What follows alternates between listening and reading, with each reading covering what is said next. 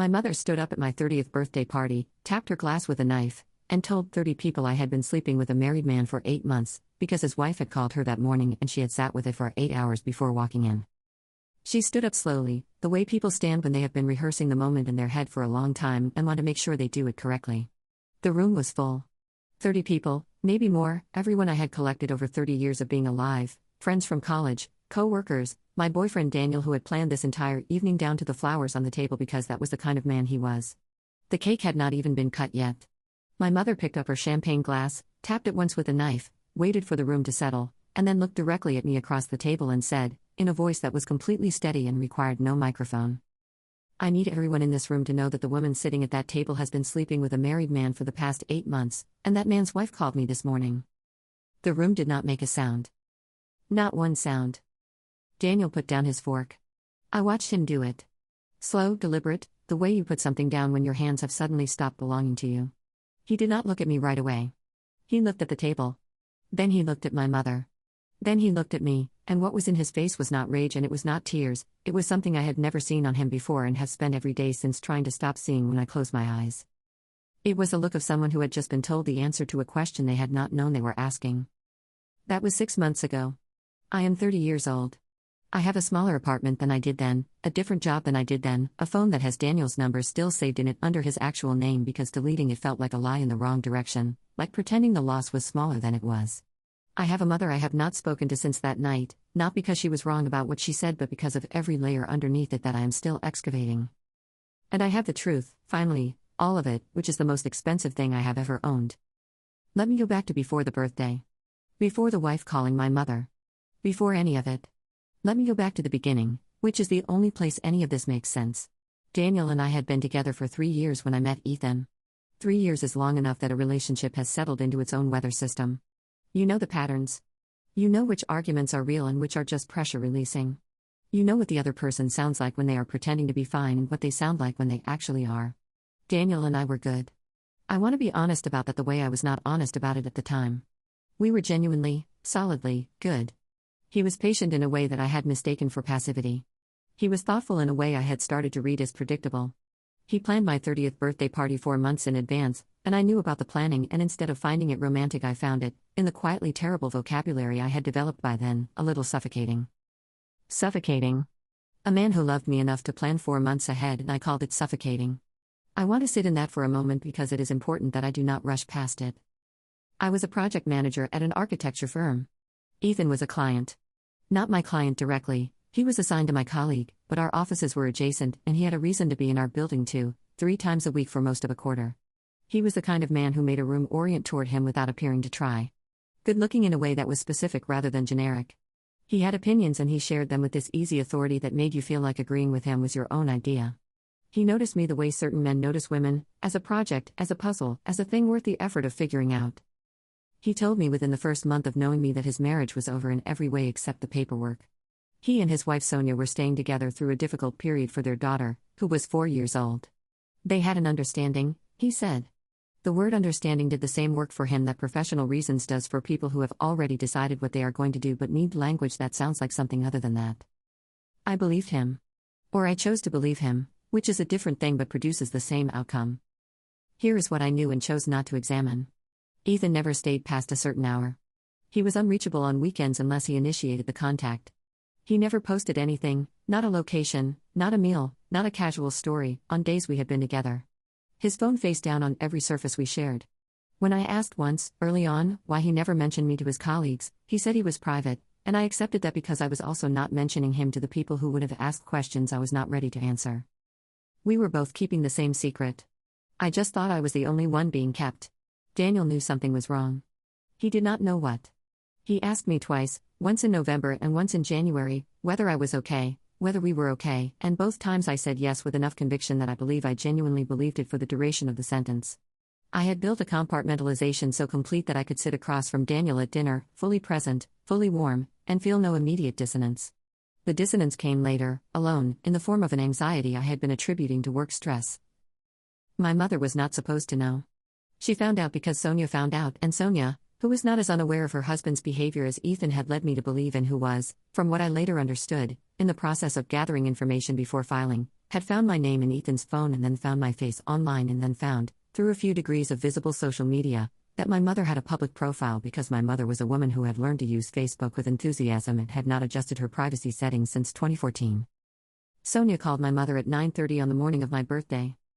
My mother, who had known Daniel for 3 years and considered him a son, who had called him specifically when her washing machine broke because she trusted him more than a repairman, who had told me privately, twice, that she hoped I understood what I had in him, sat with that phone call for 8 hours before she walked into my birthday party. 8 hours. She drove to the restaurant. She sat through dinner. She waited until the champagne was poured. And then she stood up and she said what she said, and whatever she had intended by it, redemption or destruction or some version of justice she had decided I owed the room, she said it, and the room went silent, and Daniel put down his fork. I did not defend myself. I could not find a defense. I looked at my mother and I looked at Daniel and I felt the particular horror of being fully seen when you have been depending on not being fully seen, and there was nothing on the other side of it but the truth, and the truth was sitting right there in the middle of my birthday dinner with the cake still uncut. Daniel stood up. He put his napkin on the table, folded it, which was such a Daniel thing to do in that moment that it almost broke me open right there. He put on his jacket. He said, to no one in particular and to everyone at once, I need some air. He walked out. A few people watched him go. Most people looked at the table or at me or at my mother. My best friend Kara reached across and put her hand over mine. She did not say anything. She just put her hand there, which was the only right thing anyone could have done. My mother sat back down and picked up her champagne and did not look at me again for the rest of the night. I sat at my own birthday party for 40 more minutes because I did not know what else to do with my body. The cake was cut. Someone sang. The singing was the most surreal thing I have ever experienced, a room full of people who had just witnessed a detonation, going through the motions of celebration because the alternative was acknowledging that the evening had become something none of us had prepared for. I blew out the candles. I made a wish. I am not going to tell you what I wished for because I think you can guess and also because it did not come true. I called Daniel from the parking lot at 11 that night. His phone rang. He did not answer. I called again. He did not answer. I drove to our apartment, which was technically his apartment that I had been spending most of my nights in for 2 years, and his car was not there. I sat in the parking lot for a while. Then I drove to my own apartment, the one I had been paying rent on and barely using, and I sat on my own couch in the dark and waited for something to happen. Nothing happened. That was the first night of the rest of my life, and nothing happened in it at all. Daniel texted me 4 days later. Not a call. A text. It said, I need a few weeks. Please don't reach out. That was the entire message. 9 words and a period in the patience of someone who had decided not to do this messily, which was, I understood even then, one of the things I was going to spend the rest of my life recognizing as a quality I had not deserved. I respected the 9 words. Not immediately and not without cost. I typed responses I did not send. I drafted explanations in the Notes app on my phone at 2 in the morning, long and careful and specific, that started with I need you to know and went nowhere useful. I cried in my car before work enough times that I started keeping a spare mascara in the glove box. I did not contact Ethan. That decision was not noble. It was simple math. Everything I had lost was on Daniel's side of the ledger and nothing real was on Ethan's, and the clarity of that arithmetic had arrived, finally, through the specific mechanism of seeing Daniel's face in that restaurant when the information landed. Whatever Ethan had been, whatever I had told myself about what we were, none of it existed on the same level as what I watched leave Daniel's face that night. And I had done that. I had removed something from someone's face that they had been carrying for 3 years and trusted me with. Ethan texted me once, 6 days after the birthday. He said he was sorry for how things had come out and that Sonia had become unpredictable and he thought it was best if we stopped contact for a while. I read that message and then I deleted his number and I blocked him on everything, and that was the easiest decision I made in the entire aftermath, which should tell you everything about what he had actually been. Sonia had become unpredictable. His wife had found out about his affair and he described her as unpredictable. I had spent 8 months believing this man's version of his own marriage. I had let his words build the architecture of my understanding, and I had never once asked Sonia what she thought of the blueprints. Kara was the only friend who stayed fully. Not the only friend who stayed, but the only one who stayed without a condition attached to the staying. 2 other women I had been close to went quiet in a way that communicated something without stating it. One of them, Priya, eventually sent me a message that said she loved me but that she had also been friends with Daniel before me and was finding it hard to hold both things at once and needed some time. I understood that. I did not like it, but I understood it and I told her so, and she said thank you in a way that suggested the time she needed was going to be longer than either of us was saying. I did not go to my mother's house for 3 weeks after the birthday. She called twice and I let both calls go to voicemail and did not listen to the messages. I was not ready to navigate what she had done inside the context of what I had done, because those two things were tangled in a way that made it impossible to be angry at her without also being angry at myself, and being angry at myself was already a full-time occupation.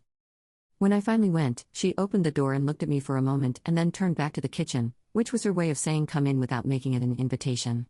I sat at her kitchen table, which was the same table I had sat at for 30 years, and she made tea she knew I did not want and I did not correct her. She said, "You want to know why I said it like that?" I said, "Yes." She said, "Because that woman called me crying at 9:30 in the morning. She has a 4-year-old. And I had spent 3 years telling people your Daniel was a good man and that you were lucky, and I meant both of those things, and I was sitting with that phone call for 8 hours and I walked into that room and I looked at him and I thought, he does not know. He is sitting here celebrating her and he does not know." She put the tea down. She said, "I am not sorry for telling him. I am sorry it was like that. Those are different things." I sat with that for a long time. My mother had done something brutal. She had also done something true. I was 30 years old and I had been conducting myself in a way that had hurt at minimum 4 people: Daniel, Sonia, their daughter who would grow up inside whatever Ethan's choices had done to her parents, and my mother, who had to receive a stranger's crying phone call about her own daughter on a Saturday morning. The brutality of the method did not make the content wrong. I had been walking around for 8 months and the truth had been following me at a distance, and my mother had simply turned around and introduced us in front of an audience. I had wanted a scene that was private. The truth does not always cooperate. Daniel called me at the 3-week mark, almost exactly. I picked up before the first ring finished. He said he wanted to talk in person and could I meet him, and I said yes before he finished the sentence. We met at a coffee place that was neutral territory, not the one we usually went to, a different one, which was a choice that communicated something about the conversation before it started.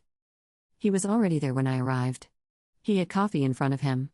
He had gotten me one too, which was the detail that undid me a little. He had ordered my coffee, he still knew what I ordered, and he had put it there across from him, and I did not know if that was a gesture of warmth or simply muscle memory, and I could not ask.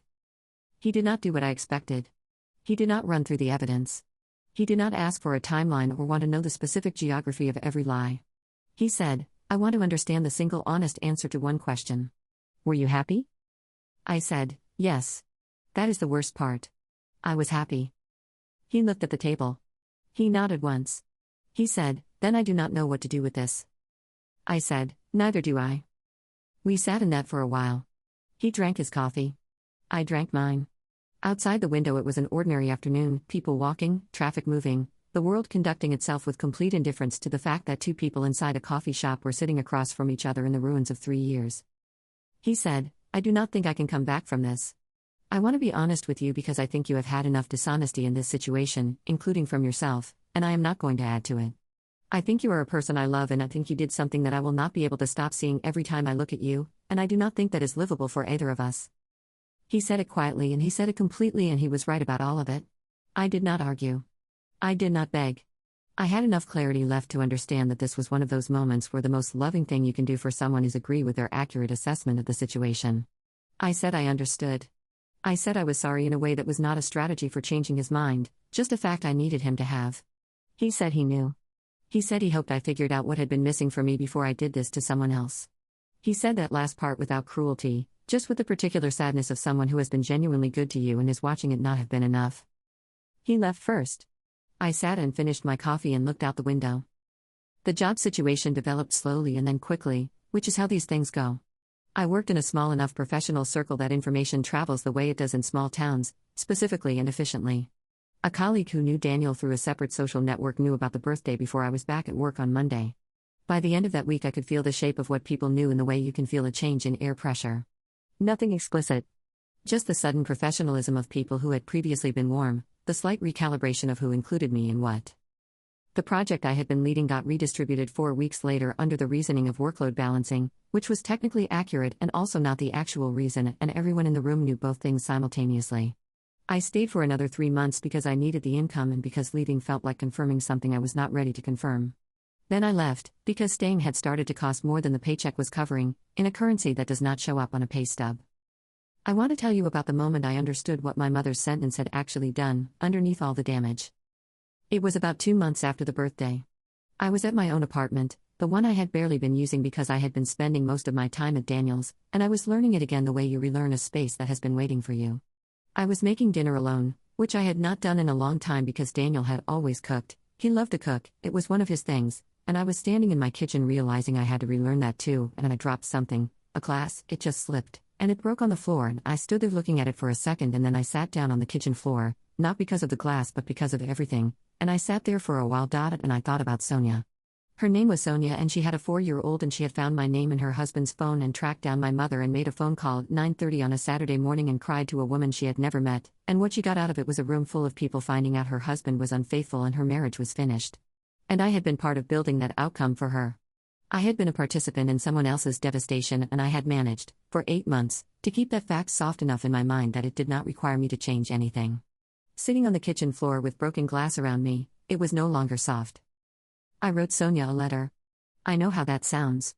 I know the instinct is to say it was self-serving, that I was looking for absolution, and I have examined that motive carefully enough to be honest about it, maybe partly. But mostly I wrote it because she was a real person who had been made more real to me than she had been before, and she had cried on the phone to my mother, and that deserved an acknowledgement that was direct and not routed through anyone else. I kept it short. I told her I was not looking for forgiveness.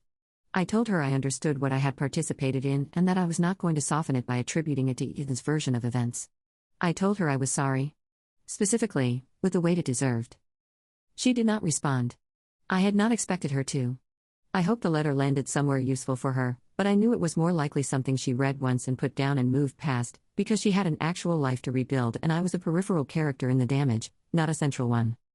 Ethan, I have heard through angles I was not pursuing, is in the process of a divorce that is not going smoothly, which is not information I take pleasure in but which I am also not going to perform complicated feelings about.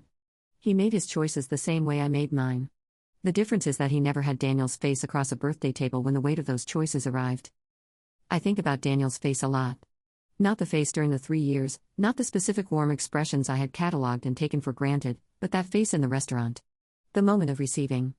The moment before he picked up his napkin and folded it and put on his jacket. That 2 or 3 seconds where the information was landing and reorganizing everything he thought he knew, and I was watching it happen from across a table full of flowers he had ordered 4 months in advance. I did that. I built that moment and put him in the center of it. Here is the part that is hardest to explain without sounding like I am reaching for something comfortable. My mother's sentence set me free in a way I did not deserve to be set free. She took the decision out of my hands. I had been living inside a situation with no exit strategy, no plan for how it ended, no version of the future I had fully thought through. I had been deferring the reckoning indefinitely. And she walked into that restaurant and called the reckoning to the table before I had arranged anything, before I had built any soft landing, before I had figured out who I was going to be when the second life I had been running in parallel finally stopped running. I was set free into a room with no furniture and no map. But I was free. I have rebuilt some things. Not the ones that mattered most, not yet, maybe not ever. I have a job that is a step sideways rather than forward, and I am learning to be okay with that. I have Kara, who showed up with food the week after the birthday and has continued showing up with a consistency I am now old enough to recognize as the rarest thing one person can offer another. I have my mother, with whom I have a relationship that is honest in a way it was not before, which is uncomfortable and necessary and still being negotiated. I do not have Daniel. I am not going to dress that up. He is still in the same city. I see his car occasionally, or a car like his, and there is a half second every time where my nervous system does something before my brain catches up. He has moved on in the way people move on when they have done nothing wrong and are fundamentally intact as a person.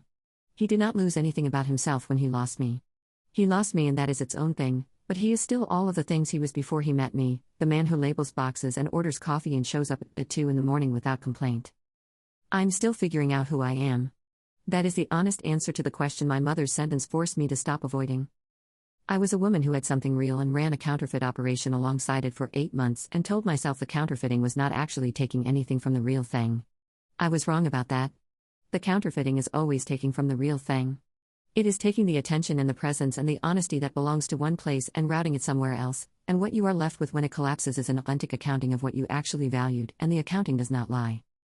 There is something my therapist said recently that I have been carrying around. She said, "The chaos did not happen to you. You built the conditions for the chaos and then stood in it." That is different. That means you also have the capacity to build different conditions. I am working on believing that. Here is what I want to leave you with. Not comfort. Not the tidy version where the lesson redeems the choices. Just this. The most painful sentence I ever heard was also the truest one.